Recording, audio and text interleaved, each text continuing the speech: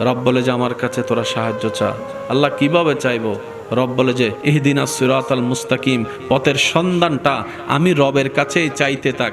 সকালে চা, দুপুরে চা, আসরে চা, মাগরিবের মধ্যে চাইবি, এশারের মধ্যে চাইবি, তাহাজ্জুদ নামাজ পড়ে চাইবি, সিজদা করে করে চাইবি। সুবহানাল্লাহ জোরে বলি না? আওয়াবিল নামাজ পড়ে পড়ে চাইবি, কোরআন তেলাওয়াত করে করে চাইবি, ভালো রাস্তায় চলে চলে চাইবি, আমলে সোয়ালে করে করে চাইবি, মানুষের উপকার করে করে চাইবি, মানুষের সাথে সুন্দর ব্যবহার করে করে চাইবি, আল্লাহর ওলিদেরকে শ্রদ্ধা ভালোবাসা করে করে চাইবি, আহলে বাইতের প্রতি মহাব্বত রেখে চাইবি, সাহাবাই কেরামের প্রতি মহাব্বত সম্মান রেখে চাইবি, নবীর প্রেমে ফানা হয়ে চাইবি।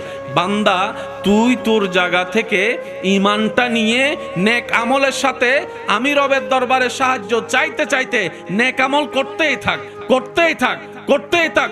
তোর রাস্তা যদি ভুল পথও চলে যায়, আমি আল্লাহ কুদরতি ব্যবস্থাপনায় তোকে জান্নাতের রাস্তায় এনে বসিয়ে দিব। সুবহান।